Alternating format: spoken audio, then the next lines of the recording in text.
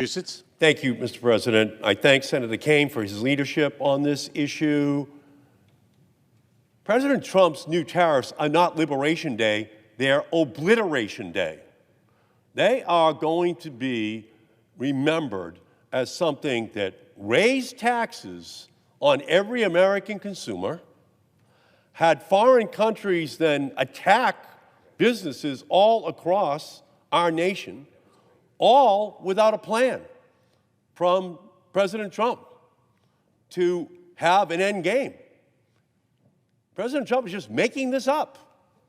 And we're going to have to wait to see how he responds when Europe attacks us, when Canada attacks us, when Asian countries now attack us. He's inviting an attack upon the American economy, even as American consumers have to pay higher taxes. So we're at just the dawn of the equivalent of an all-out war, trade war with every other country in the world. And who's going to pay the price? American workers and American taxpayers. They're the ones who are going to pay the price. So, Mr. President, I rise tonight to speak about the outrageous calls we have been hearing to impeach federal judges who have ruled against Donald Trump. And that's right. Donald Trump and his extremist MAGA supporters think that if a federal judge dares to rule against the president, that judge should be impeached. Recently, Trump tweeted that Judge James Boasberg, the chief judge of the federal district court here in Washington, D.C., should be impeached because he ruled against Trump's use of the Alien Enemies Act to deport alleged Venezuelan gang members to El Salvador without any due process. Elon Musk, whose Department of Government Efficiency has been on the losing side of several recent judicial decisions, has referred to federal judges as evil and called for, quote, a wave of judicial impeachments. In the other body, MAGA extremists have taken up the cudgel and filed articles of impeachment against federal judges who have ruled against the president, and then they receive political contributions from Elon Musk for doing so. And just last week, Speaker Johnson even suggested eliminating entire federal courts because their judges have dared to rule against Donald Trump. These calls for the impeachment of judges and elimination of courts are just the latest salvos in a broad attack on the courts, on lawyers, on the rule of law by the president and by his allies. I come to the Senate floor today to condemn this dangerous and un-American onslaught against the judiciary and legal profession and urge my colleagues on both sides of the aisle to speak out against it. Federal judges confirmed by the Senate and given life terms under the Constitution during good behavior are not like contestants on The Apprentice. You don't get to fire them because you don't like the way they are doing their job. The president and his acolytes don't seem to understand this. With each call to impeach judges, they disregard and disrespect the Constitution, its separation of powers, its checks and balances, and its establishment of three co-equal branches of government, one of which is a judiciary whose principal job, as the Supreme Court explained more than 200 years ago in Marbury versus Madison, is to, quote, say what the law is, to say what is constitutional. And that is precisely what the courts have been doing. Since retaking office, Donald Trump has issued a series of executive orders that are blatantly, patently, and obviously unconstitutional and illegal.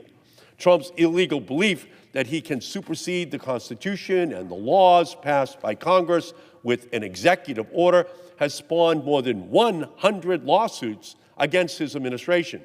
And federal judges across the country, judges appointed by Democrat and Republican presidents alike, including Donald Trump himself, are doing the same job that judges have done in our country for centuries.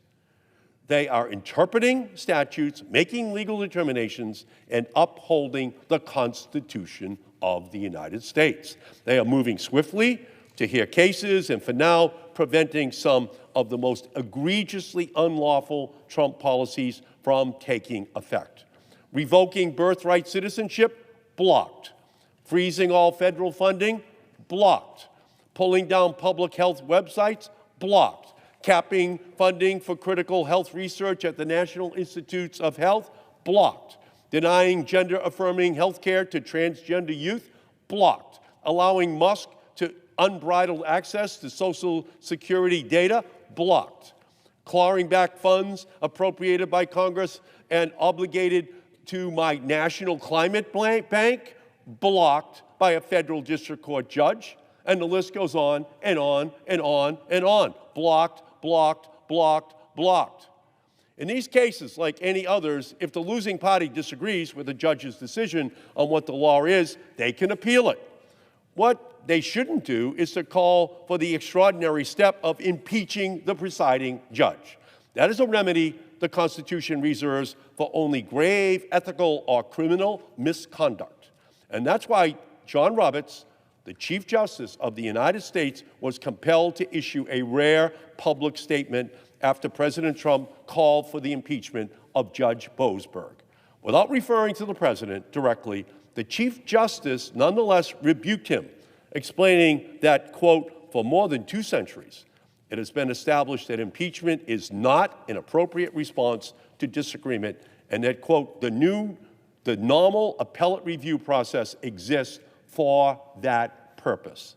Unfortunately, the MAGA extremists calling for impeachment of judges or the elimination of the courts don't care about this. The Constitution, centuries of judicial norms, the rule of law, they only care about one thing: fealty to Donald Trump. The baseless calls for Chief Judge Boasberg's impeachment confirm that. This is a judge who was a Yale Law School graduate, who cut his teeth as a successful homicide prosecutor, who was first appointed to the bench by a Republican president more than 20 years ago, who was confirmed to the federal bench in a 96-0 vote, and who was named by Chief Justice Roberts to a seat on the United States Foreign Intelligence Surveillance Court, where he served a 7-year term, including as the court's presiding judge. Yet, this is the judge, widely respected throughout the judiciary and legal profession, who President Trump calls a, quote, radical left lunatic, a troublemaker, and an agitator. That's Trump talking about Judge Boasberg, just because he ruled against the administration in a preliminary decision, which, by the way, a 3-judge panel of the D.C. Circuit Court of Appeals last week upheld on review. So while Trump's ad hominem attack on Judge Boasberg was typically baseless, it and other attacks like it leveled against other judges are no less dangerous. They have given rise to increased threats against judges, a, quote, significant uptick, as Chief Justice Roberts put in his report on the federal judiciary at the end of last year. Indeed, according to the Chief Justice, U.S. Marshals Service data showed a tripling of hostile threats and communications directed at judges over the preceding decade. Recently, judges have also experienced the swatting of their homes, the delivery of pizzas to their homes, actions intended to send the message, we know where you and your family live, where your children are. So reach the result which we want. Be afraid. Be very afraid. This is wrong. Very wrong. It is dangerous. It is intended to pressure judges in their decision-making. It puts lives at risk. It deserves the strongest possible across-the-board condemnation by all senators and all Americans.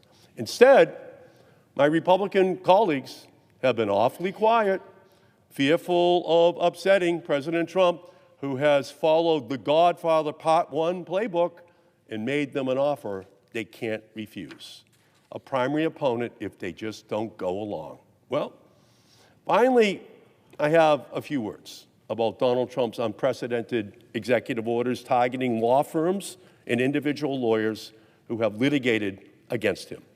These orders have suspended security clearances, canceled government contracts, barred employees from federal buildings, and erected other obstacles that prevent lawyers from representing their clients.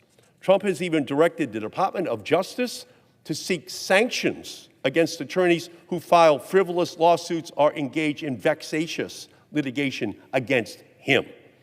So with Donald Trump coming after lawyers and law firms, it's gut check time for law firms in our country, especially the big law firms that the president has targeted for revenge and retribution because of their lawyers daring to do their jobs and represented clients in cases against him. I commend those firms, like Wilma Hale, like Jenner and Block, who are standing up, who are fighting back.